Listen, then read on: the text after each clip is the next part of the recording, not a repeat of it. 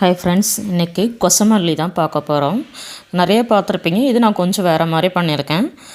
3 கத்திரிக்காய், 4 உருளைக்கிழங்கு, 1 தக்காளி, 4 பச்சை மிளகா போட்டு நல்லா வேக வச்சுட்டு அரைச்சி எடுத்திருக்கேன். மிக்ஸி ஜாரை கழுவி ஊற்றிக்கலாம்.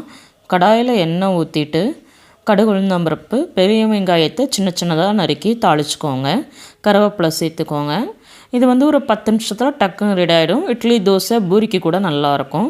இதை 2-3 டைப்பாக செய்கிறாங்க. நான் இன்றைக்கி கொஞ்சம் சாம்பார் மாதிரி வச்சுருக்கேன். ஆனால் இது நல்லா வித்தியாசமாக டேஸ்ட்டாக இருந்தது.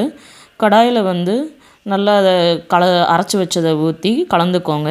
நீங்கள் பச்சை மிளகா உங்கள் காரத்துக்கு ஏற்ற மாதிரி போட்டுக்கோங்க. மஞ்சப்பொடி ஆல்ரெடி நான் போட்டு வேக வச்சுருந்தேன். இப்போ உப்பு மட்டும் சேர்த்துக்கிறேன் தேவையான அளவு. இதை இப்படியே கெட்டியாக சட்னி மாதிரியும் பண்ணலாம். நிறைய இதில் இது கத்திரிக்காய் கிச்சடி மாதிரி பண்ணுறாங்க. அரைக்காமல் மசிச்சு பண்ணுறாங்க. நீங்கள் இந்த மாதிரி மிக்சியில் அரைச்சிங்கன்னா நமக்கு சீக்கிரம் வேலையும் முடிஞ்சிடும்.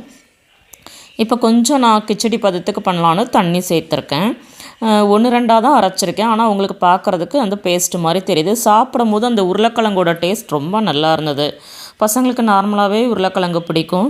இந்த மாதிரி செஞ்சு கொடுத்திங்கன்னா விரும்பி சாப்பிடுவாங்க.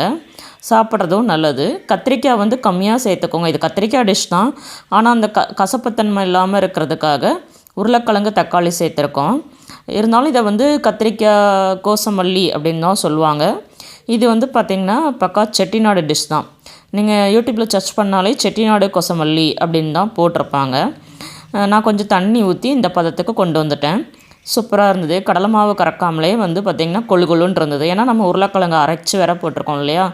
திருப்பி சொல்கிறேன், நீங்கள் மசிச்சு சேர்க்கறனாலும் சேர்த்துக்கலாம். சிம்மில் வச்சே கொதிக்க விடுங்க, இல்லைனா அடி பிடிச்சிரும்.